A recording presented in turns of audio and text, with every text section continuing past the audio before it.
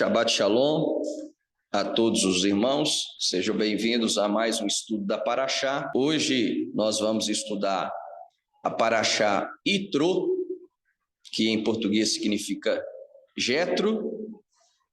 Ela tem o nome de uma pessoa. Das 54 porções, é uma raridade, porque somente 4 porções têm nome de pessoas. Essa Parashá é uma. A Parashá Itró, Jetro, ela ganha o nome do sogro de Moisés, que era gentil. Olha que interessante.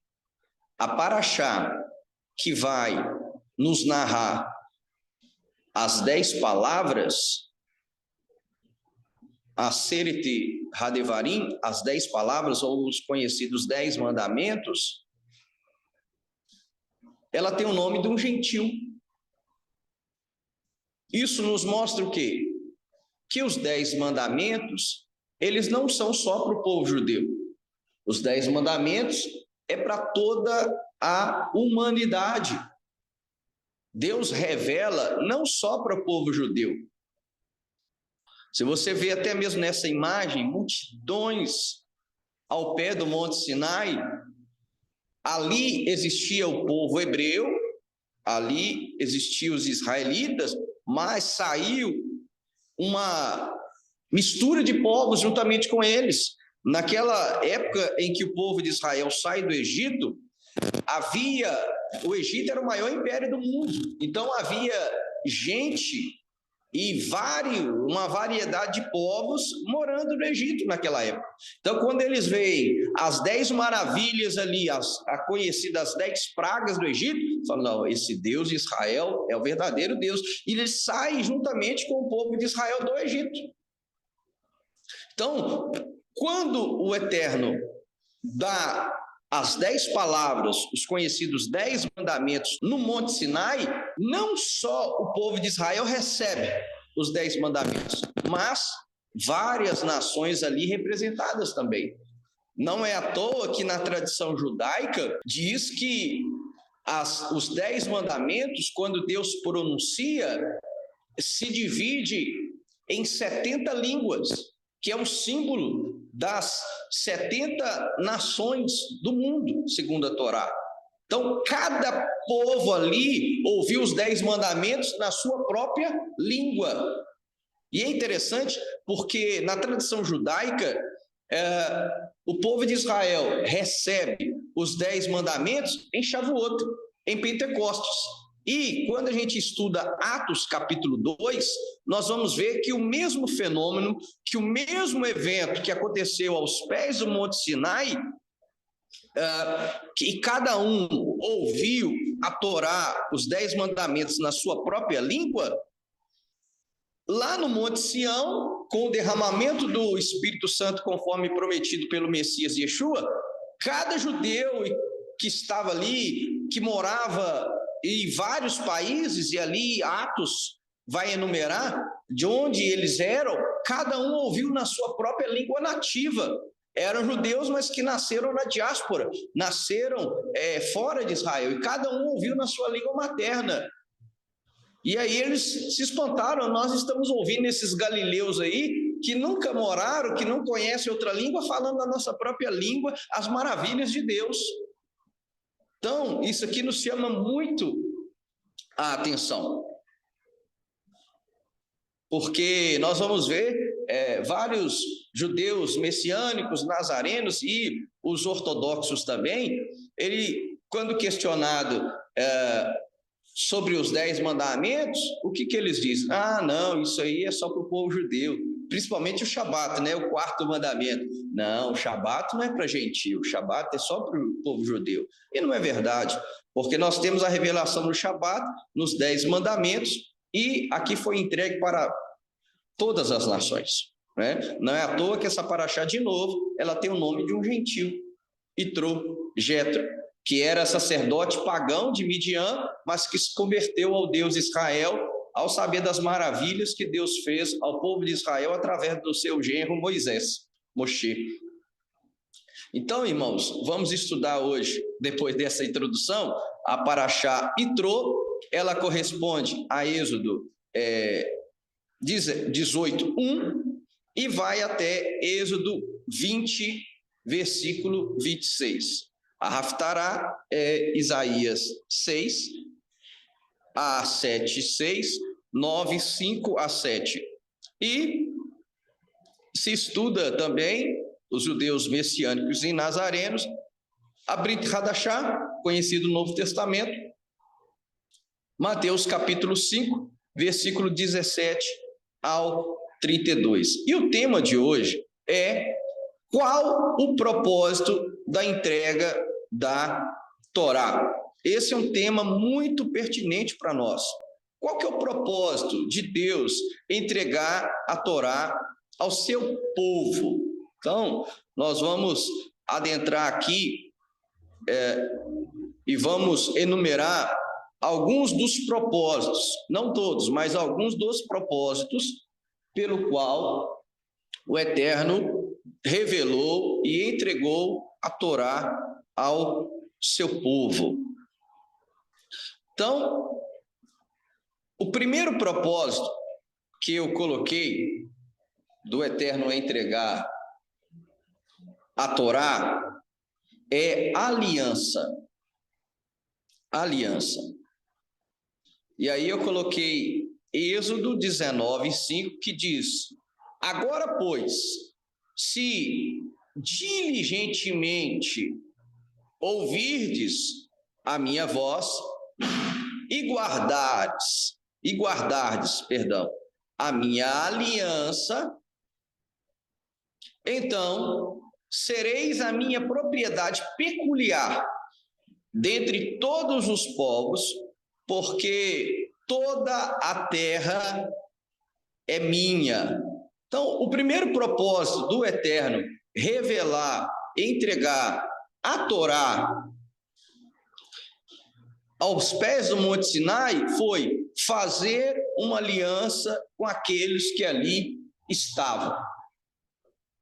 E várias literaturas judaicas você vai ver, e na própria Escritura você vai ver que esse encontro do Eterno com o seu povo aos pés do Monte Sinai foi um casamento. E no casamento tem o marido, tem a esposa e tem algo que firma aquela aliança. Aqui no mundo ocidental nós usamos o quê? O anel, chamado aliança, porque todo casamento tem que haver uma aliança. E os 10 mandamentos são a aliança entre Deus e o seu povo. Por isso que eu enumerei aí, extraído dessa própria paraxá, o propósito da entrega da Torá, que é a aliança entre Deus e o seu povo. E o que é aliança? A gente chama o anel de compromisso, aqui no Ocidente. Quando uma pessoa está usando um anel, ela está mostrando: olha, eu sou compromissada com alguém. Então, eu não posso me relacionar com a outra pessoa, porque eu já estou prometido, já estou relacionando, já estou com compromisso com outra pessoa. Então, quando o Eterno dá a Torá aos pés do Monte Sinai, os 10 mandamentos, ele estava fazendo uma aliança com o seu povo, falando: olha, eu estou me comprometendo com vocês, se vocês cumprirem esses mandamentos, esses 10 mandamentos, vocês serão a minha propriedade peculiar. E como herança eu darei a você a terra.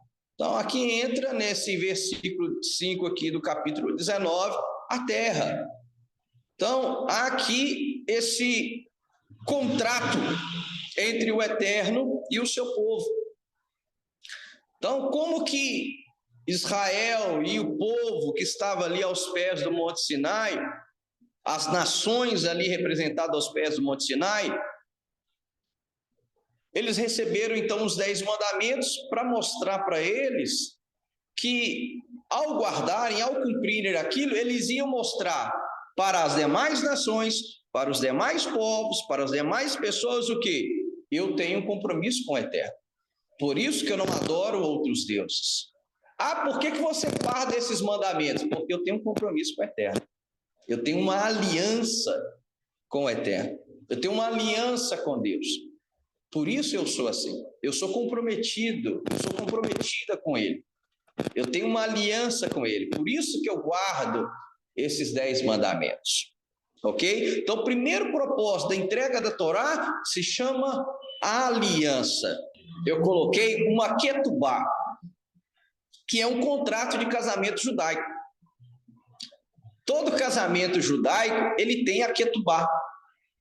Aqui no Ocidente, só coloca aliança ali e são proferidos alguns juramentos, correto? Eu prometo amar na saúde, na doença, até que a morte o separe. Ok. Ali diante de testemunhas.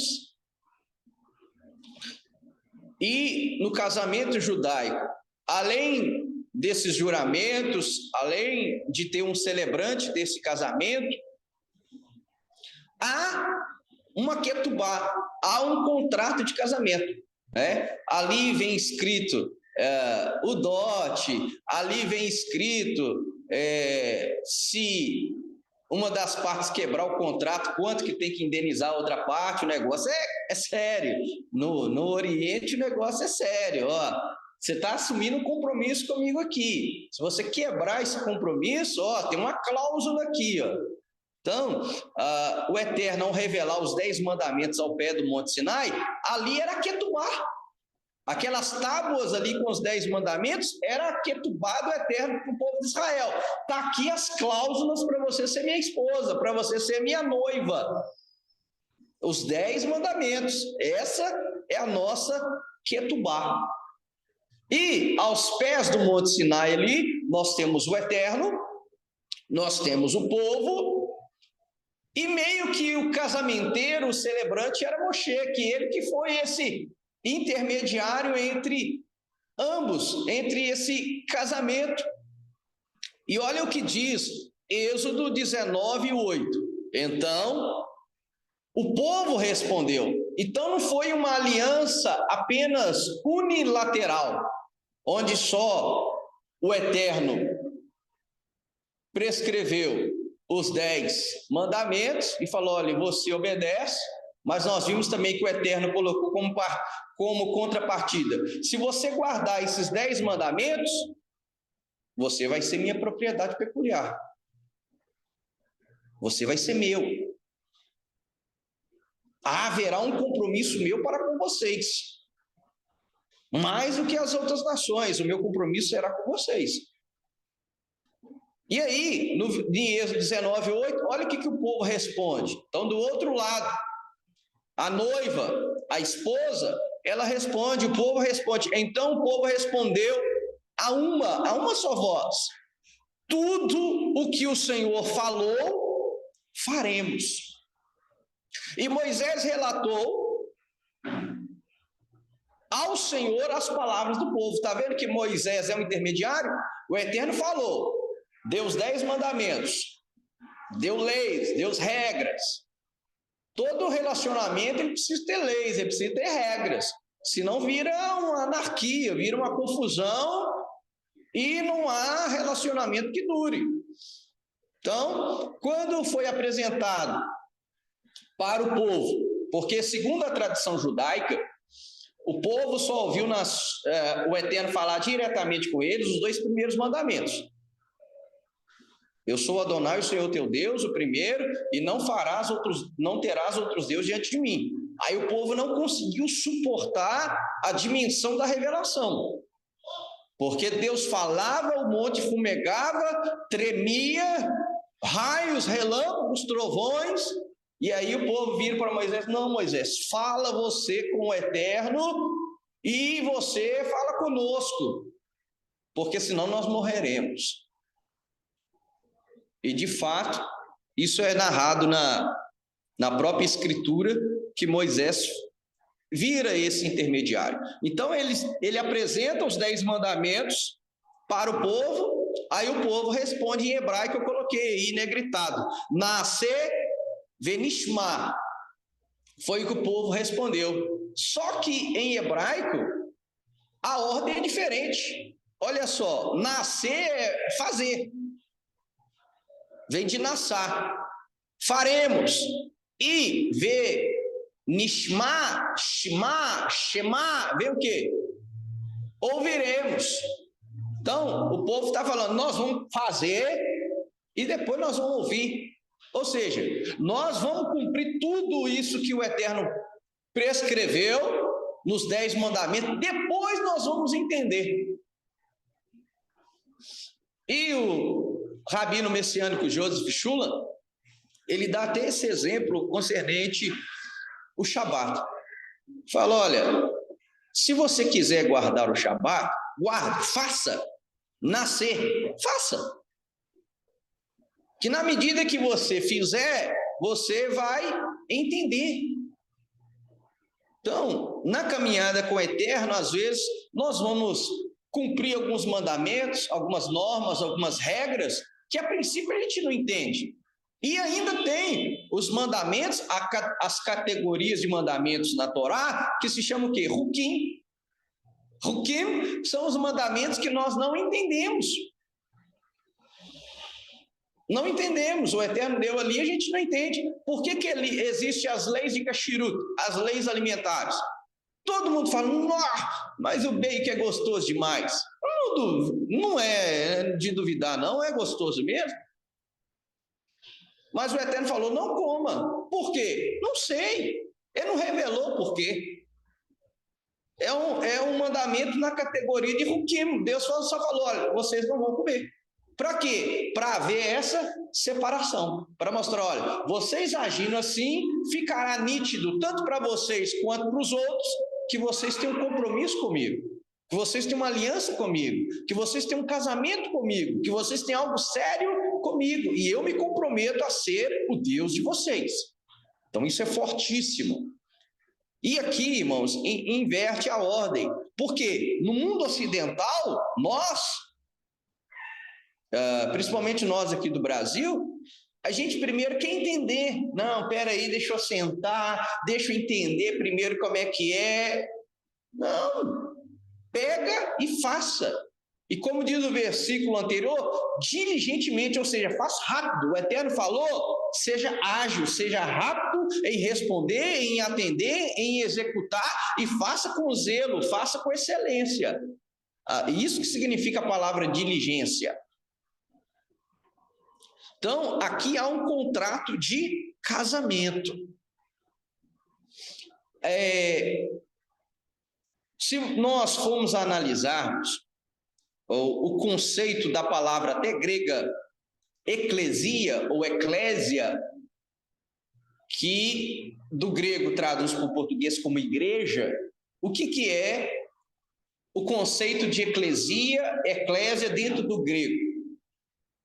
É quando as pessoas são chamadas para fora das suas casas, é um conceito jurídico. Quando as pessoas são chamadas para fora de suas casas, da polis, da cidade, para um local, onde eles vão ouvir leis, regras, concernente à polis, à cidade. E ali eles vão determinar, esse é o conceito, né? Por que hoje nós somos chamados de igreja? E todo mundo que você pergunta, o que significa igreja? É chamados para fora. Tá, chamados para fora com qual propósito, com qual objetivo? O conceito grego dessa palavra, quando você vai nos escritos antigos de eclesia, usado pelos filósofos gregos, o grego antigo, quando toca-se trombetas, o povo sai da sua cidade, sai da polis, sai da cidade, forma-se um ajuntamento e ali eles vão escutar leis ou regras, ou eles vão cultuar alguém. E não é isso que acontece no Monte Sinai. O Eterno tira o povo de Israel e representantes das nações do Egito, chamam eles para o pé do Monte Sinai. Se você até quiser, eles estavam lá nos seus acampamentos, o Eterno chama ao som de trombetas para que eles saiam e fiquem, formem um ajuntamento aos pés do Monte Sinai, e eles começam a ouvir o quê? Os 10 mandamentos. Isso é eclésia, isso é igreja. A igreja não nasce no Calvário. A igreja não nasce em Pentecostes, como os cristãos afirmam. A igreja nasce aos pés do Monte Sinai. Tanto que, quando você vai em Deuteronômio, a partir desse encontro do Eterno com o seu povo, ao revelar os 10 mandamentos, aparece na Septuaginta, que é a versão grega da Torá, da Tanar, da escritura hebraica, começa a aparecer a palavra eclesia, já em Deuteronômio, após esse evento.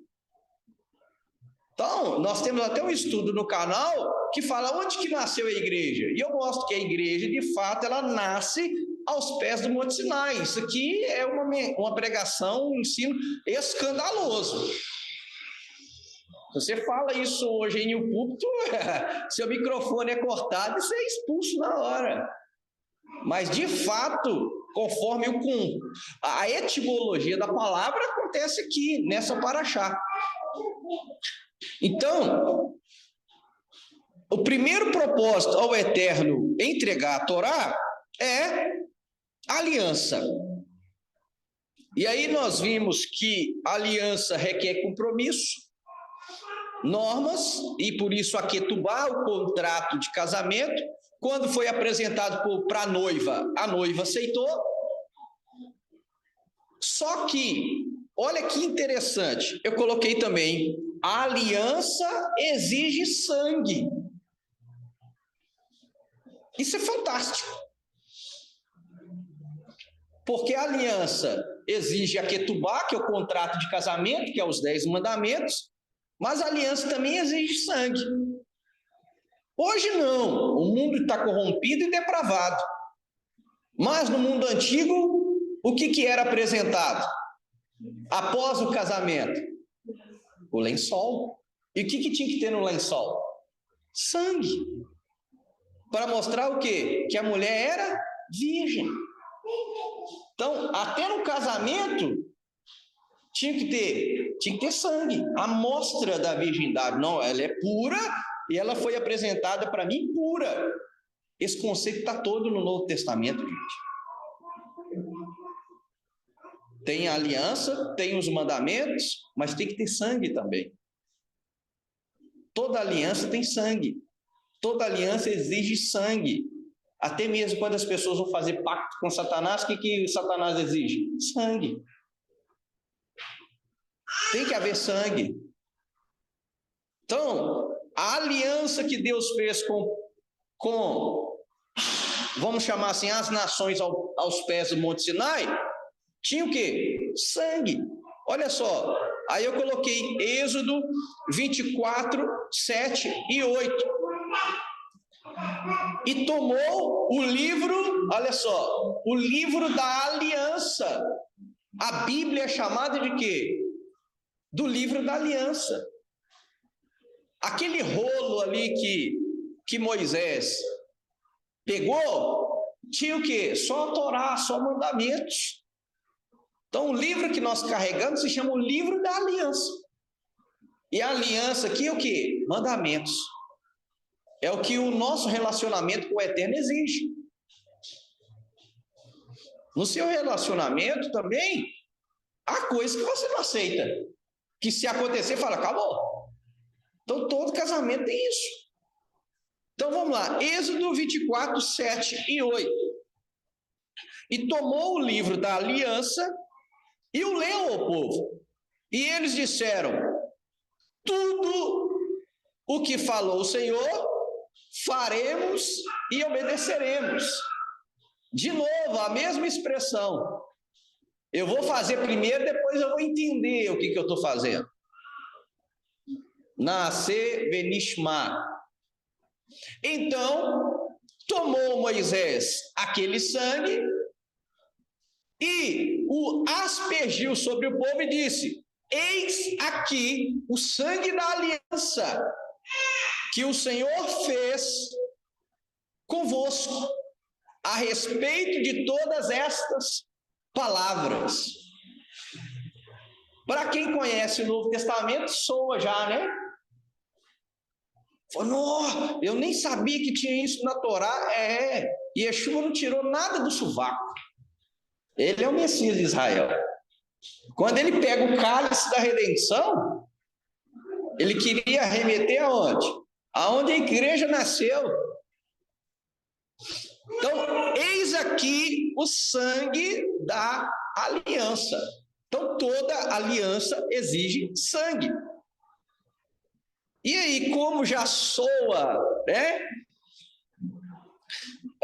Para a gente muito comum, para a gente que conhece a Brit Hadashah, o Novo Testamento, aí eu coloquei o sangue da nova aliança. Eu não falei que toda aliança exige sangue. E a nova aliança, através do Messias de Israel, exigia sangue também.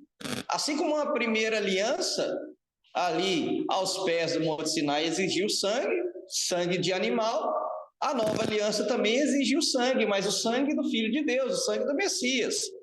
E aí Mateus, eu coloquei Mateus 26, 27 e 28, diz assim: a seguir tomou um cálice e tendo dado graças, o deu aos discípulos, dizendo: bebei deles todos, porque isto é o meu sangue, o sangue da nova aliança, derramado em favor de muitos para a remissão de pecados.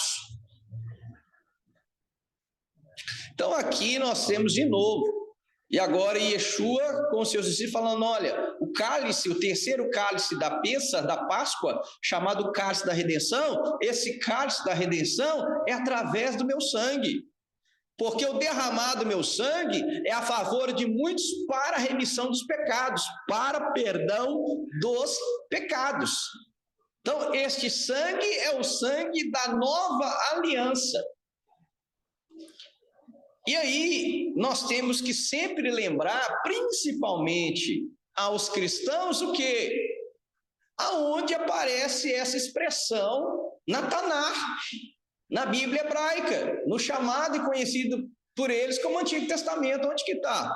Jeremias 31, 31 a 33. Onde aparece a expressão Brit Hadashah, nova aliança? E Jeremias 31, 31 a 33. E olha aí o que está lá.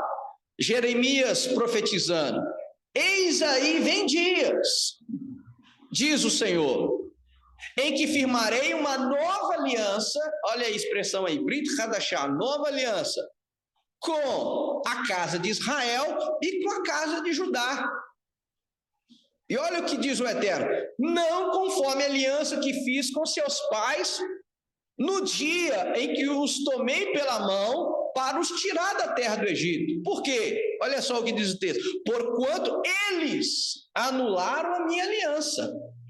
Não obstante, olha só a expressão, não obstante, eu os havia desposado. A expressão de casamento. O Eterno falando: eu casei com Israel, eu casei com aquele povo que eu tirei do Egito. Só que eles anularam a minha aliança. Eles quebraram a Ketubá. Porque o povo de Israel depois começou a idolatrar. Começou a praticar idolatria. E lembra, casamento, Ketubá, aliança, compromisso, eu não posso ter outro. E aí Israel arrumou outros ídolos, outros deuses, e ali houve o quê? Adultério. E aí, havendo adultério, o que aconteceu? Houve a anulação daquela aliança. Por isso que o Messias teve que vir, para o quê? Para restaurar essa aliança. Brit Hadashah significa nova aliança ou aliança renovada. A expressão mais correta, na verdade, nem é nova aliança, é aliança renovada. O Eterno envia o seu Filho para morrer pelos pecados da sua noiva e através da ressurreição do seu filho, a noiva passa agora a andar em novidade de vida, e aí pode haver um casamento de novo. Quem vai explicar esse conceito de forma fenomenal é Paulo em Romanos capítulo 7, que ele vai falar ali da lei do casamento. Então, olha a expressão aí. Aí agora o versículo 33 diz assim: porque esta é a aliança que firmarei com a casa de Israel depois daqueles dias, diz o Senhor. Olha aí o que é a nova aliança. Na mente lhes imprimirei as minhas leis, também no coração lhes escreverei. Eu serei o seu Deus e eles serão o meu povo. Então, toda aliança também existe o quê? Lei, Torá. Por isso que o Eterno revelou os 10 mandamentos aos pés do Monte Sinai. Então, o primeiro propósito do Eterno ao entregar a Torá foi fazer aliança com o povo. E aí eu coloquei agora o segundo propósito. Qual que foi o segundo propósito? Aqui eu coloquei o segundo e o terceiro, né? Propósito da entrega da Torá. Pertencimento ao reino, essa ideia de pertencimento, e santificação, sem a qual ninguém verá o Senhor. Então, pertencimento ao reino e santificação. E aí, eu peguei desta paraxá, Êxodo 19:6, que diz: vós me sereis, olha só, reino de sacerdotes e nação santa. Então, pertencimento ao reino e santificação. São estas as palavras que falarás aos filhos de Israel. Então, o conceito de Malhut, reino, vem daí. Você vê que Yeshua sempre vai ensinar sobre o reino, as parábolas, todo o ensinamento de Yeshua é em torno do quê? Do reino, o reino dos céus, o reino de Deus. O Novo Testamento, principalmente os evangelhos, vão falar só do reino, reino de Deus, reino dos céus. Só que o conceito de reino começa onde? De novo, em Êxodo 19. E, olha só, para que um reino existe, para que um reino possa existir, tem que haver 3 coisas. O que precisa para que exista um reino? Primeiro, um reino, que é o eterno. Segundo, súditos desse reino, que fala de território. Tem que haver uma terra. E essa terra, ela começa em Israel e se expande para todo mundo. Do Senhor é a terra e toda a plenitude. E o conhecimento do Senhor preencherá toda a terra, é o que diz Isaías. Então, tem que haver território, tem que haver o reino, tem que haver um rei, mas todo reino e um rei tem o quê? Lei. Então, não existe reino sem lei. O que o cristianismo está tentando implantar não vai funcionar. Por isso que não está funcionando. Porque todo reino precisa de ter leis. E quais leis são? As leis que Deus já revelou na sua palavra. Qual que é o propósito da Torá? Revelar aquilo que Deus gosta e aquilo que Deus não gosta. Aquilo que Deus ama e aquilo que Deus abomina. Esse é o propósito da lei. Então, quando Deus dá a Torá, ele quer que aquele povo, aquelas nações representadas, Israel e as nações representadas ali aos pés do Monte Sinai, eles possam participar do seu reino. E que eles sejam reinos de sacerdotes. E aqui, sacerdotes o quê? Aqui já fala de adoração. É um reino de adoração. Então é um povo que vai estar apto para adorar a Deus, para lhe prestar serviço, culto. Tanto que culto em hebraico é isso. É avodar. É serviço. Não é chamado serviço da Torá? É serviço. Então, quando o Eterno entrega a Torá, ele quer nos dar um senso de pertencimento ao reino e santificação. E Pedro, escrevendo aos judeus na diáspora e também aos gentios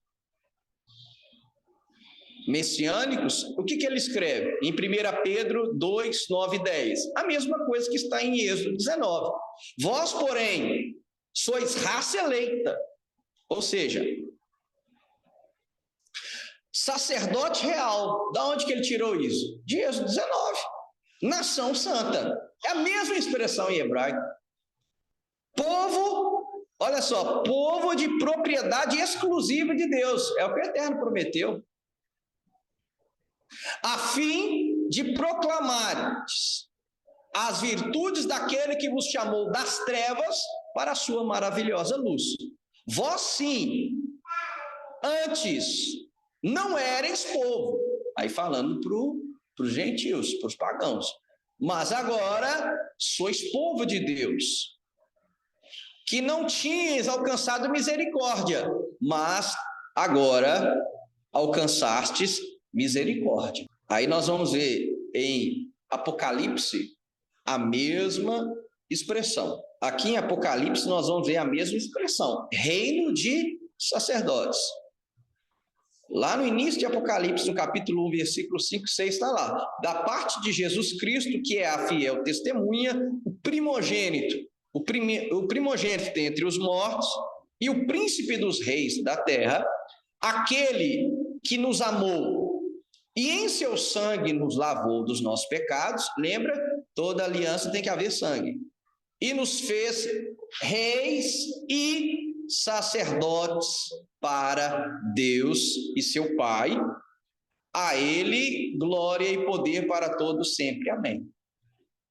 Então nós vemos reino, sacerdotes, sangue, tudo nesse versículo. O plano de salvação para toda a eternidade. E aí, de novo, reino de sacerdotes, agora em Apocalipse, capítulo 5, versículo 9 e 10. Reino de sacerdotes. Apocalipse 5, 9 e 10 diz assim: e cantava um novo cântico, dizendo: digno és de tomar o livro e de abrir os seus selos, porque foste morto e com o teu sangue nos compraste para Deus de toda a tribo e língua e povo e nação, e para o nosso Deus nos fizeste reis e sacerdotes, e reinaremos sobre a terra. Ok? Então, o conceito de Malhut, de reino, quando se dá leis, se dá mandamentos, quando o Eterno deu os 10 mandamentos, quando o Eterno deu a Torá, ele fez o seu povo o quê? Um reino de sacerdotes. Para não falar apenas de reino, mas também de Kedushá, de santidade. O propósito do Eterno de entregar a Torá é o quê? Para que o seu povo seja Kadosh, para que o seu povo seja santo. E aí, eu coloquei 1 Coríntios 6, 9 a 10. em que Paulo vai falar justamente disso, de um reino de sacerdotes. Olha o que Paulo diz em 1 Coríntios 6, 9 e 10. Ou não sabeis que os injustos não herdarão o Malhut, Hashem, o reino de Deus? Não vos enganeis, nem os impuros, nem idólatras, nem adúlteros, nem efeminados, nem sodomitas, nem ladrões, nem avarentos, nem bêbados, nem maldizentes, nem roubadores herdarão o reino de Deus. Ou seja, Paulo está dizendo, olha, para você pertencer ao reino, você tem que ser diferente. Daí a palavra kadosh, santo. O que significa santidade? Separado. Aquilo que o mundo faz, você não faz. Por isso que o Eterno entregou a Torá, para fazer do seu povo santo, separado para ele, um povo diferente. E aí, Levítico, eu coloquei Levítico 20, 7 e 8, e depois Pedro também vai repetir esse mesmo texto de Levítico, sede santos porque eu sou santo. Nos evangelhos também vão mencionar, extraída aí de Levítico, da Torá. Portanto, santificai-vos e sede santos, pois eu sou o Senhor, vosso Deus. Guardai os meus estatutos e cumpri-os. Eu sou o Senhor que vos santifico. Então, o Eterno, através dos 10 mandamentos, o quê? Nos santifica. É através dos mandamentos que nós somos santificados. Através do sangue da nova aliança. E após sermos purificados através do sangue da nova aliança, o que vai nos manter santos? A Torá. Para que a gente não venha se sujar de novo. Porque uma vez lavados pelo sangue do Cordeiro, uma vez lavados pelo sangue de Yeshua, eu não posso me sujar de novo. Porque senão eu torno o sangue, eu insulto a Deus e desprezo o sangue da nova aliança. É o que o escritor aos Hebreus diz, no capítulo 10. Isso é importante. Na Torá encontramos graça.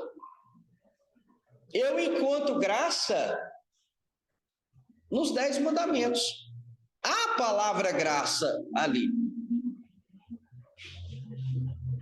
E o simples fato de Deus entregar os 10 mandamentos, a Torá, aos pés do Monte Sinai, isso é uma demonstração de graça. Porque a gente não merece receber a Torá, os ensinamentos. Nós não merecemos. Isso também é graça. Mas vamos lá. Êxodo 20, 5 e 6.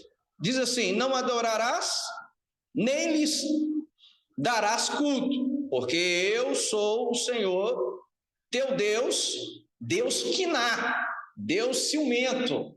Deus é ciumento. Deus é zeloso. Que visito a iniquidade dos pais nos filhos até a 3ª e 4ª geração daqueles que me aborrecem. E faço, aí na maioria das versões está, e faço misericórdia, mas a palavra ali no original é hesed, e hesed é graça. É aqui que é o problema das traduções cristãs. Principalmente no Antigo Testamento, onde aparece a palavra hesed, graça, o que o tradutor coloca? Não pode. Porque existe uma frase, e ela é verdadeira, todo tradutor trai. Por quê? É uma frase dura, né? Muitas das vezes não é por malícia.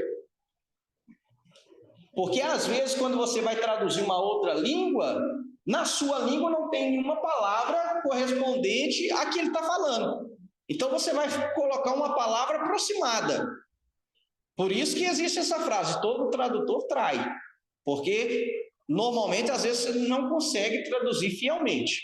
Mas, com relação à Bíblia, aqui já é influência da teologia, do pensamento do tradutor. Por quê? Aquele que traduziu o Antigo Testamento falou, não pode ter graça antes de Jesus. E aí é onde aparece a palavra graça, ele vai colocar sinônimo. Não, graça não. Graça é uma palavra muito forte. Graça só pode ser após Jesus. Aí, quando aparece no Antigo Testamento a palavra hesed, graça, ele vai colocar, ele vai traduzir como misericórdia, bondade, benevolência, benignidade. Não, a palavra ali é hesed, é graça. E sim, existiu e sempre existiu graça na Bíblia. Você acha que Deus pegar um povo, tirar do Egito e entregar a eles os 10 mandamentos, isso não é graça, não? Eles mereciam isso? Claro que não. Na paraxá anterior, a gente viu que aquele povo ali não merecia receber os 10 mandamentos nunca. Os 10 mandamentos, isso é graça, gente. Então, não, eu vou refinar vocês. A Torá, um dos propósitos da entrega da Torá, o quê? É refinar. É tirar do ser humano aquela mentalidade de escravo, mentalidade do Egito. Deus, ao entregar a Torá, ele queria tirar a mentalidade de escravo, a mentalidade do Egito. Do camarada que preferia ter pão e circo, mas ser escravo, do que ser livre e cumprir regras. Aí o Eterno dá a Torá para quê? Nobilizar o povo, tornar o povo nobre. Tanto que o Eterno tem até colocado no nosso coração da gente fazer depois uma outra série de estudos só sobre Mussar, perdão. Só sobre Mussar, que significa ética, moral. Porque o propósito de Deus dar a Torá também é o que? Nos refinar, é nos tornar éticos, nos dar moral. Então, é um trabalho interior. E Paulo vai usar isso lá aos Gálatas, quando ele fala dos frutos, sobre o fruto do Espírito, que é o quê? Paciência, longanimidade, amor, paz, isso é o quê? São atributos internos. E a Torá, ela foi dada com esse propósito. Mussar, em hebraico. E a própria Torá testifica dela mesma que o Eterno deu os mandamentos para nos tornar sábios, para nos dar sabedoria. E eu já vi muita gente falar, e às vezes eu estava sem a pessoa saber porque ela não tem o conhecimento que eu tenho, às vezes eu dava um conselho para a pessoa, mas não era meu, era da palavra. Eu disse, não, mas você é tão jovem me dando, eu que era para te dar esse conselho, você está me dando esse conselho? Você tem uma sabedoria, você parece um ancião, um idoso, mas não era meu, claro que não era meu o conselho, era da palavra, só que a pessoa não tinha esse discernimento, esse conhecimento que eu tenho, e aí eu dava para aquela situação um conhecimento que a Bíblia fala, olha, faça assim. Então, o propósito da Torá é esse, é nos tornar sábios, é você mesmo sendo novo, ser chamado de ancião, de sábio. Por quê? Porque a Torá te torna sábio, a Torá te dá esse feeling. Então, mas vamos voltar aqui para o propósito da Torá. Na Torá encontramos graça, e aí o versículo 6 de Êxodo 20 diz assim, e faço hesed de graça até 1000 gerações daqueles que me amam e guardam os meus mandamentos. Isso aqui é importantíssimo, porque o mundo cristão precisa de entender isso. Olha só, em Êxodo 20 nós encontramos graça, hesed, mas a graça ela está associada com o quê? Amor. Eu demonstro graça àqueles que me amam. E quem é que me ama? Aquele que guarda os meus mandamentos. Aí você já lembrou de um outro texto, né? Lá do Novo Testamento. E eu coloquei ele aí. Olha aí. Graça, amor e obediência. E faço graça a milhares dos que me amam e aos que guardam os meus mandamentos. Ei, a graça não é para todos, não. Deus manifestou graça. Deus amou o mundo inteiro e entregou o seu filho para morrer na cruz. Mas e aqueles que não querem recebê-lo? Eles vão continuar recebendo graça? Não, a graça já foi dada. Aí eles vão receber o quê? Juízo. Aí já não é a mão direita mais, já não é a destra. Aí já é a mão esquerda, já é juízo, já é justiça. Eu dei o meu filho para morrer no seu lugar e você continua assim, cabra? Aí não, aí eu tenho que exercer justiça agora. E aí, o mesmo conceito Yeshua ensinou em João capítulo 14, em João capítulo 15, temos também o quê? Aquele que tem os meus mandamentos e os guarda, esse é o que me ama. Porque você pode perguntar a qualquer pessoa, você ama Deus, fulano? Claro, eu amo. Todo mundo fala que ama Deus. Você guarda os mandamentos? Aí aperta, né? Então, peraí. Então, acho que esse conceito de amor seu está equivocado. Então, aquele que tem os mandamentos e os guarda, esse é o que me ama. E olha que promessa fantástica. E aquele que me ama será amado por meu Pai. E eu também o amarei e me manifestarei a ele. Isso é uma promessa fantástica.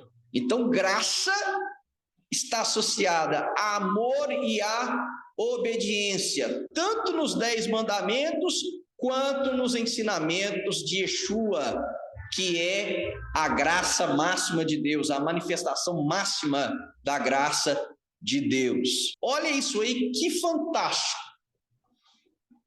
Que fantástico! A Torá e a Minra, o Logos, a Davar. Minra é aramaico, Logos grego, Davar hebraico, que significa o quê? Palavra. E essa é a palavra criativa, é a palavra que cria, é a manifestação de Deus no mundo físico. Isso é o Logos para os gregos. Isso é a Davar, o Minra, o conceito aramaico e o hebraico, Davar.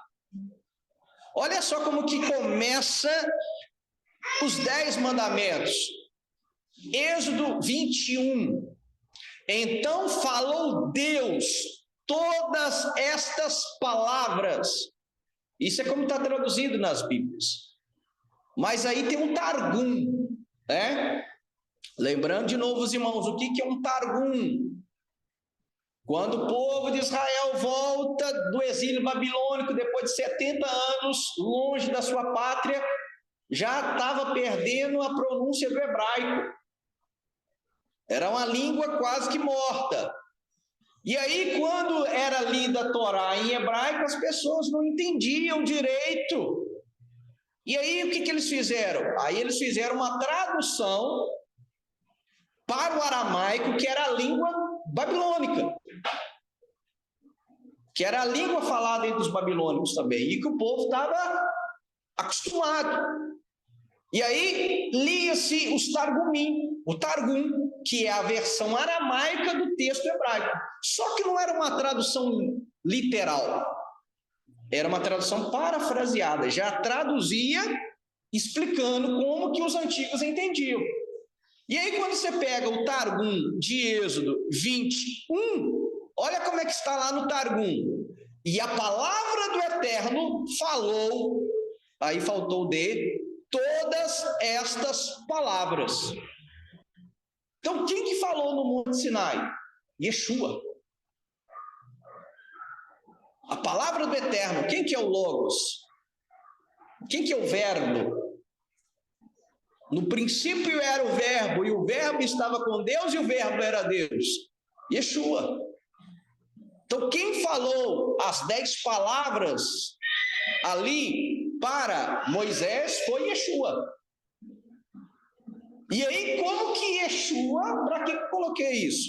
Porque como que Yeshua deu os 10 mandamentos e agora ele anula ele? Não tem como. E aí nós temos o quê? As 10 palavras. Nós temos os 10 mandamentos. Como que Yeshua deu esses 10 mandamentos e ele depois lá na frente ele vai anular? Olha só o que Yeshua fala ao Monte Sinai. Primeiro mandamento: eu sou o Senhor, teu Deus, é um Deus pessoal, que te tirei da terra do Egito, da casa da servidão. Primeiro mandamento. Segundo mandamento: não terás outros deuses diante de mim. Então, segundo a tradição judaica, o povo de Israel ouviu esses 2 mandamentos. Aqui nós temos 2 tipos de mandamentos também que vale a pena a gente mencionar. Existe o mandamento que positivo, tá vendo? Eu sou o Senhor teu Deus que te tirei da terra do Egito, da casa da servidão. O mandamento positivo é aquele que você tem que fazer. E o mandamento negativo? Aquilo que você não deve fazer, que é o segundo mandamento: não terás outros deuses diante de mim. Então, na Bíblia, nós temos os chamados mandamentos positivos e os mandamentos negativos. Os mandamentos que Deus manda fazer e os mandamentos que Ele manda você não fazer, não praticar. Não farás para ti nenhuma imagem de escultura, nem semelhança alguma do que há em cima nos céus, nem embaixo da terra, nem nas águas debaixo da terra. Não as adorarás, nem lhes dará culto, porque eu, o Senhor teu Deus, Deus zeloso, que visita a iniquidade dos pais nos filhos até a 3ª e 4ª geração daqueles que me aborrecem. E faço misericórdia, faço graça, até 1000 gerações daqueles que me amam. Então, ele manifesta graça àqueles que o amam e guardam os seus mandamentos. Não tomarás o nome do Senhor teu Deus em vão.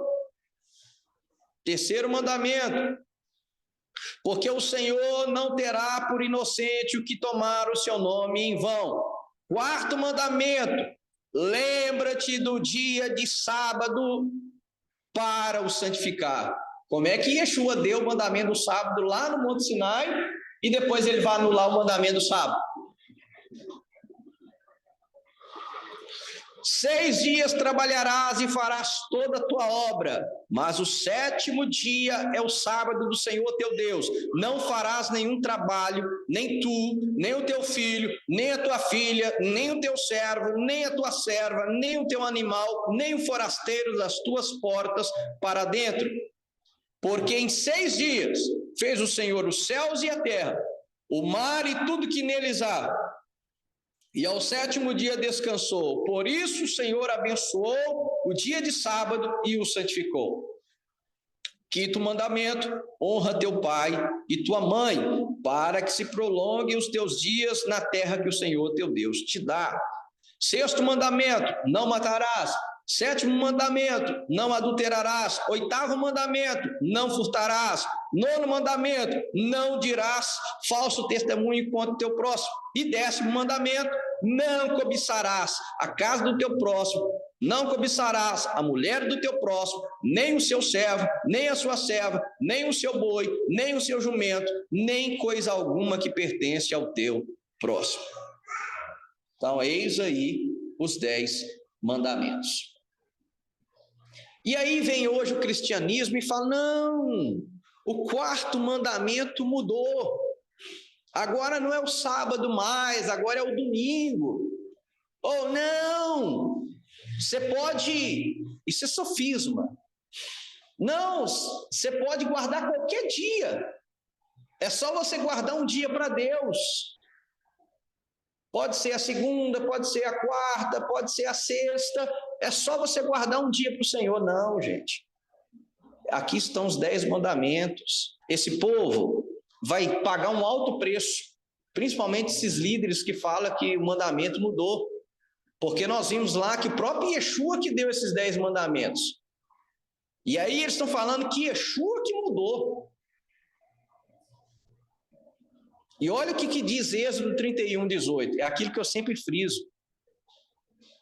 Foi escrito pelo próprio dedo de Deus, gente. Toda a Bíblia aqui, ó, nada que está escrito aqui, ó, Deus escreveu. Nada. Exceto os 10 mandamentos.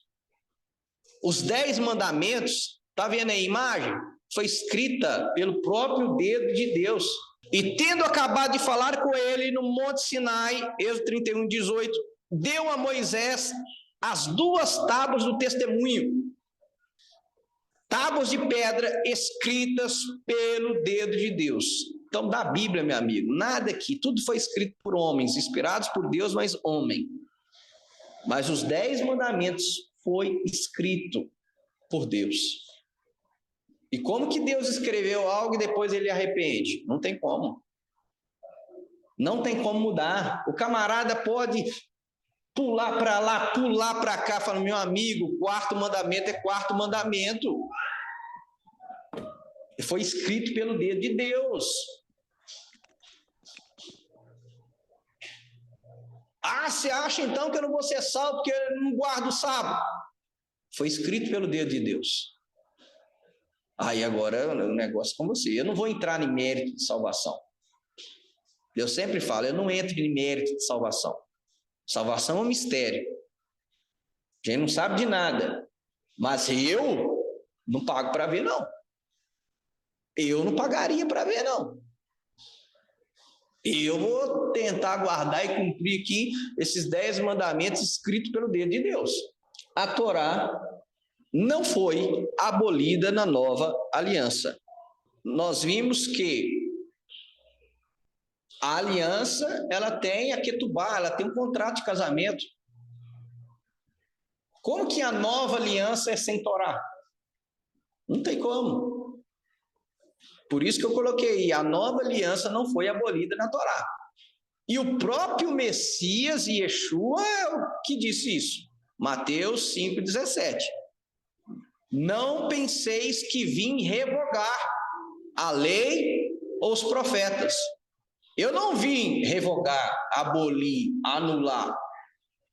Vim para cumprir.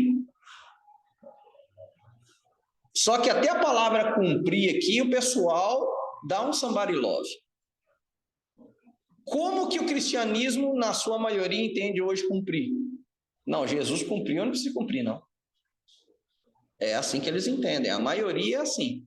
Não, eu não preciso guardar o sábado, não, Jesus já guardou ele para mim, ele já cumpriu. É assim que eles... Então, pode matar, né? Pode adulterar. Não vai, mas é o mesmo conceito. Está dentro dos 10 mandamentos.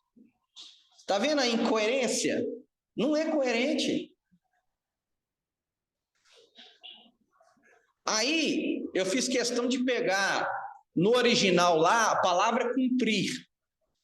Porque você vai ver que o cumprir, o próprio contexto no português, você vai ver que não é isso. No versículo seguinte, Yeshua fala, olha, não vai passar um iud, um traço da lei antes que tudo seja cumprido. Passarão céus e terra, mas nenhuma palavra vai passar antes que tudo seja cumprido. E ele fala, olha, e se a justiça de vocês não for melhor a do que a dos escribas e fariseus, de modo nenhum vocês vão entrar no reino, hein? Como é que ele cumpriu e eu não preciso cumprir mais? É só você ler o contexto. É só continuar lendo. Então, olha, a palavra cumprir aí no grego é plerosai. Plerosai.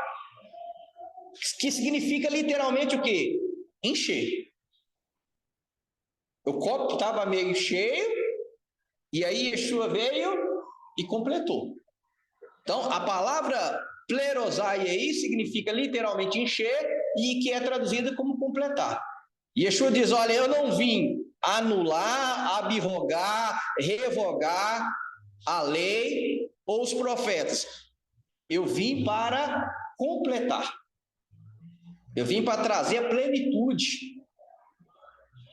Aqui pode ser traduzido, plerosai, plero também é plenitude. É por isso que Paulo vai escrever lá na frente, ainda que um anjo do céu, que o anjo desça do céu e vos anuncie um outro evangelho, além desse, considerem anátema, considerem maldito, porque a revelação já está fechada. Não tem mais revelação nenhuma. Pode chegar aí o bispo, o pastor, arcanjo, o apóstolo e falar, olha, eu recebi uma revelação aqui de um anjo de Deus, do próprio Deus. Não. Está fechada. Yeshua veio completar. Não tem mais. Então, reafirmando, a Torá não foi abolida na nova aliança. O que o pessoal não entende, o que o cristianismo hoje em sua maioria não entende é, por não entender o propósito da Torá, eles confundem. Por eles não entenderem o propósito da entrega da Torá, é que eles não entendem a Torá, a lei. Por isso que eles têm problema com a lei. A Torá, como nós estamos falando do propósito da entrega da Torá, vale a pena a gente falar o que não é propósito dela. A Torá não tem propósito de salvar. É isso. É por isso que o apóstolo mais mal compreendido é Paulo. E a carta mais mal compreendida de Paulo é Gálatas. Porque Gálatas, Paulo está pregando para um público que estavam querendo guardar a Torá para ser salvo. E aí Paulo fala, olha, se você quer ter salvação através só da Torá, cuidado, porque aí você vai ter que cumprir ela toda, porque um mandamento que você não cumprir, a maldição daquele mandamento vai vir sobre você. E Cristo já nos libertou dessa maldição da lei. Eu não guardo a Torá para ser salvo. A salvação é através da graça em Yeshua. Qualquer judeu religioso vai te falar isso. O Yom Kippur, o dia do perdão, mostra isso. O que eles clamam em Yom Kippur? Eles guardam a Torá o ano inteiro. Chega no Yom Kippur, o que eles rogam? Graça. Alguns precisam de sangue, né? Faz aquele ritual horrível lá da galinha, a caparoto, né? Porque eles sabem que precisa de sangue para ter expiação. Mas, enfim, o propósito da Torá não é salvar. Qual que é o propósito da Torá? A Torá tem o propósito de conduzir a quem salva, a Yeshua. E aí eu coloquei Romanos 10:4. Você tem que guardar esse texto, porque eles vão usar contra você. Romanos 10:4. Por quê? De novo o tradutor, né? Ele traduz como convém, como está na teologia dele. Na teologia dele, Cristo veio que anulou a lei. Por mais que Yeshua disse lá em Mateus 5,17 que não veio anular, o cara acha, a teologia dele prega que Jesus anulou a lei, que não precisa guardar mais a lei e os mandamentos. E aí o tradutor, como é que ele traduziu Romanos 10:4? Porque o fim da lei é Cristo, tá vendo? O fim da lei é Cristo. Para a justiça de todo aquele que crê. Só que aí eu coloquei a palavra grega que está lá. E a palavra grega lá é telos. E aí é igual na língua portuguesa, né? Manga. Manga pode ser manga de camisa, como pode ser fruta. Telos em grego pode ser fim, no sentido de término, acabou mesmo. Finish, fim, acabou. Mas telos também é traduzido não como fim de término, no sentido de término, mas fim no sentido de finalidade, de objetivo. Qual que é o objetivo da lei? É o que ele tinha que ter traduzido. Era o que ele tinha que ter traduzido. Ele tinha que ter traduzido ali telos como finalidade e não como término. Porque senão ele está tornando Paulo um incoerente. Ele está contradizendo o próprio Paulo. Por ele traduzir telos aqui como fim, como término. Não, telos aqui é o quê? Finalidade, é objetivo.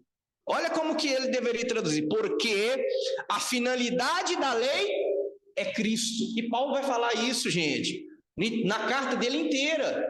O que Paulo fala? Eu não saberia o que era pecado se a lei não dissesse o que era pecado. A lei, ela me mostra que eu sou pecador e que eu preciso do quê? De perdão, que eu preciso de salvação. E aí ela me aponta para quem? Para o cumprimento da Torá, Yeshua. Para aquele que me deu a Torá, Yeshua. Não foi Yeshua que me deu os 10 mandamentos? Lá no Monte Sinai? Aí quando eu quebro um, eu tenho que recorrer a quem? A quem me deu, me perdoa. Eu falo, não, está perdoado, pelo meu próprio sangue que eu derramei, você está perdoado. Isso é graça. E olha só, para embasar a tradução verdadeira e coerente e correta, sendo telos como finalidade, eu coloquei em Gálatas 3:24. Olha ele usando a lei como finalidade de conduzir a Cristo. A carta mais mal compreendida de Paulo, Gálatas capítulo 3, versículo 24. De maneira que a lei nos serviu de aio, né? Aio aí, ele não traduziu a palavra aio do grego. Aio aí é tutor. A lei me serviu de tutor. O tutor que ele guia. De maneira que a lei nos serviu de tutor para nos conduzir a Cristo. Está vendo? O mesmo Paulo agora escrevendo e falando que a lei conduz a Cristo. Como é que o fim da lei é Cristo? Ela me encaminha a Cristo ou Cristo terminou com a lei? Nós vimos que não. Mateus 5,17 fala que não. Então, de maneira que a lei nos serviu de tutor, de aio, para nos conduzir a Cristo, para quê? A fim de que fôssemos justificados por fé. E aí, sabe o que eles falam? Não, eu não guardo a lei, eu sou justificado pela fé. Você tem a lei, eu tenho a fé. Aí eu citei Joseph Shula, rabino messiânico, Joseph Shula. Olha uma frase dele aí. Guardar a Torá não me salva. O propósito dela não é esse. Só que tem um porém. Não guardá-la me condena. Aí o negócio é complicado. Guardar a lei, guardar os mandamentos não vai me salvar. Porque a salvação é pela fé no sacrifício de Yeshua. Ok. Mas, se eu não guardar também a Torá, ela me condena, porque a Torá vai estar aberta lá nos livros que nós seremos julgados, e nós vamos ser julgados pela Torá, e se eu não guardar a Torá, eu vou ser condenado. Então ele coloca aí essa ambiguidade. Guardar a Torá não salva, mas você não guardar ela te condena, e é por isso que muitas pessoas vão ser condenadas. E nós vamos ver que essa frase dele é bíblica e é extraída de vários textos da Bíblia. Mateus 5:20 é aquele texto que nós citamos. Porque eu vos digo que se a vossa justiça não exceder em muito a dos escribas e fariseus, jamais entrareis no reino dos céus.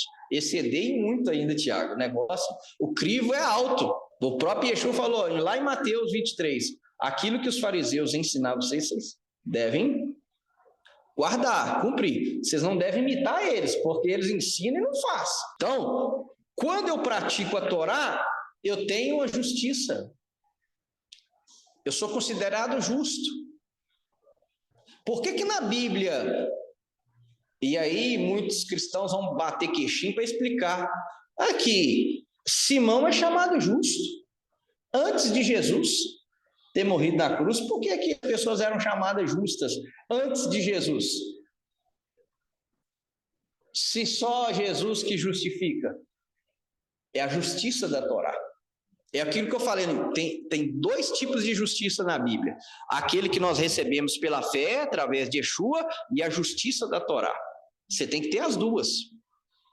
Se eu não tiver a justiça da Torá, olha aí que diz Yeshua, se a vossa justiça, a sua, não exceder em muito a dos escribas e fariseus, jamais entrareis no reino dos céus. Você não entra no reino. Olha aí, Romanos, esse texto é fantástico, Romanos 2,13. Porque os simples ouvintes da lei não são justos diante de Deus, mas os que praticam a lei hão de ser justificados. Então, se eu não praticar a lei, meu amigo, Yeshua não veio abolir ela, pelo contrário, ele veio arrochar. Tanto que Lutero ficou doidão na hora que ele leu Mateus 5 lá, falando, isso aqui é Torá ao quadrado, rapaz, isso aqui é lei ao quadrado. Não dá não, hein? A lei fala que eu não posso deitar com uma mulher que não seja minha esposa se não é adultério. Beleza, mas vem Yeshua e fala, se eu só olhar para ela, eu já cometi adultério? Aí não, hein? Aí complica. A Torá fala, não assassinarás. Se eu não planejar matar fulano, eu não me enquadro nesse mandamento. Só que Yeshua falou, se você só proferir palavras que firam o caráter e a moral da pessoa, já assassinam ela, aí não, aí fica difícil. Então Yeshua veio e foi arrochar o negócio. Eles acham que Yeshua veio folgar? Não, é Torá ao quadrado. E aí, por isso que nós precisamos ser cheios do Espírito Santo, para a gente conseguir viver isso. Porque de nós mesmos nós não conseguimos, não. De jeito nenhum que a gente consegue. Olha Paulo aí, né? Aqueles que falam, não, eu sou justificado pela fé. Eu creio em Jesus e acabou. Aí Paulo responde para ele, Romanos 3,31. Ah, tá. Então nós anulamos a lei pela fé? O cristão vai te falar, sim, claro. Eu só preciso ter fé. Meu pastor falou, é só você ter fé em Jesus, o sacrifício de Jesus já está suficiente. Paulo fala, de maneira nenhuma. Pelo contrário, antes confirmamos a lei. Por eu ter fé em Cristo e ser justificado pela fé no seu sacrifício, aí que eu guardo a lei mesmo. Esse Romanos 3,31 aí é um gargalo para eles. Na hora que você chegar perto de um cristão antinomista, aí é só... Abre aí, irmão. Romanos 3,31, lê para mim aí. Aí o cara vai bater queixinho na hora, vai ficar sem resposta. E aí, para aqueles que falam que a lei é maldição, né? Não entendem o que Paulo ensina como maldição da lei? Ah, não, a lei é maldição, meu irmão. Você não fica guardando lei, não, que lei é maldição. Então, você está tornando Paulo um hipócrita, um incoerente. Você está chamando Paulo como um cara que se contradiz. Isso aqui que é um gargalo, quando as pessoas não entendem Paulo, de ambos os lados. O cristianismo acha que Paulo falou contra a lei. O judaísmo messiânico, nazareno, quando lê esses textos de Paulo, quando não entende no contexto correto, não procura entender o que Paulo realmente queria dizer, caem na besteira de falar que o Novo Testamento foi adulterado. Quando eles pegam Romanos 7,12, a lei é santa. Aí vai lá em Gálatas, a lei é maldição. Oh, mas peraí, a lei é santa ou a lei é maldição? Não. Paulo não ia falar que a lei é maldição. Então Gálatas foi enxertado por Roma. Não, meu amigo, não. Então tem esse problema também. Eu vi muitos já nessa caminhada aí. Muitos que, por não entender o texto, aí fala que foi adulterado, que o Novo Testamento é livro de Roma, e quando começa por esse caminho, meu amigo, dá mais alguns passos, nega Jesus como Messias, é fato. Então Paulo diz em Romanos 7,12, que a lei é santa, Romanos 7,14, a lei é espiritual, Romanos 7,16, a lei é boa. Aí eu pergunto para o camarada que me usa Gálatas, tá? Então, algo que é maldição, ela pode ser espiritual, pode ser boa e santa? Me responde aí. Aí bate queixinho. É bonito demais. Então, não tem como, gente. Não tem como. Nós não anulamos a Torá pela fé, pelo contrário, nós confirmamos.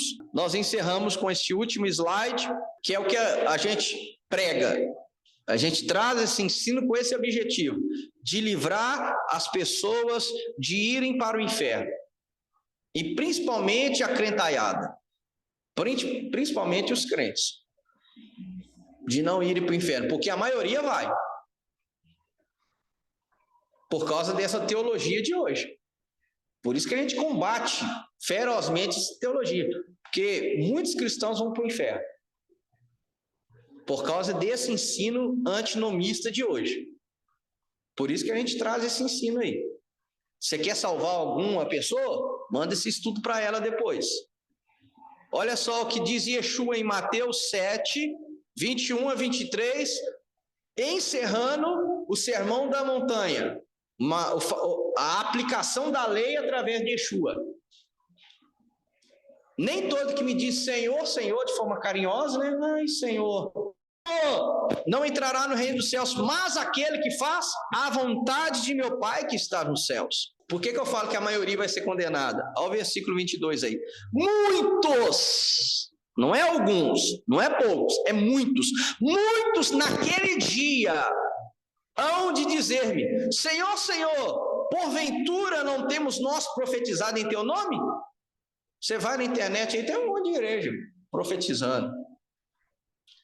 Em teu nome não expulsamos demônios, expelimos demônios?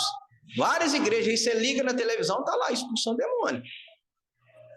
Em teu nome não fizemos muitos milagres? Você vê lá paralítico levantando, câncer sendo curado, AIDS, um monte de enfermidade sendo curada. Aí essas pessoas falam, mas eu curei câncer em seu nome, eu expulsei demônio em seu nome, eu falei em outras línguas em seu nome. Então lhes direi explicitamente, nunca vos conheci. Apartai-vos de mim, os que praticais a iniquidade. O segredo está aí nessa palavra iniquidade. Qual que é o motivo pelo qual eles vão ser condenados? Iniquidade. Yeshua está falando, eu não te conheço por causa da sua iniquidade. E o que é iniquidade? Você não precisa nem ir lá no aramaico, no hebraico, você vai no grego mesmo. Aí, ó, anomia. Anomia. A prefixo A de negação, e nomia vem de nomos, lei.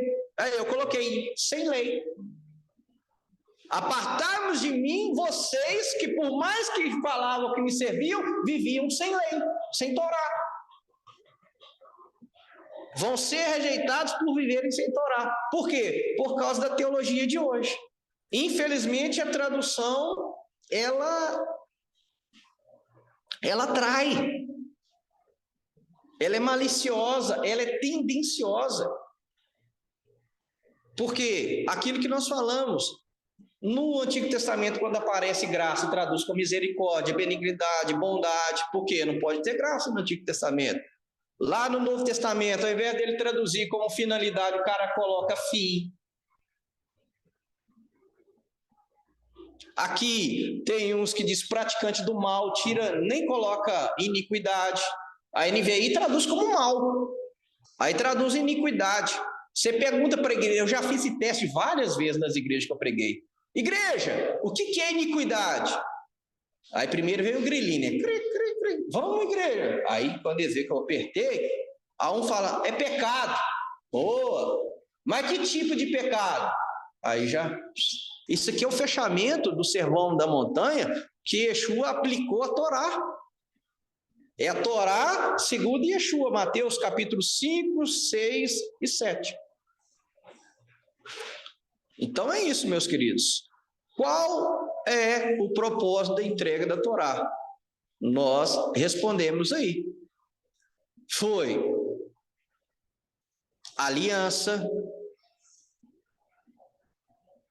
foi pertencimento ao reino, santificação,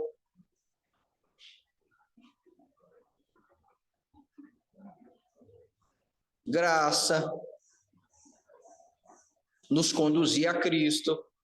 Esse é o propósito da lei. Esse foi o propósito da entrega da Torá.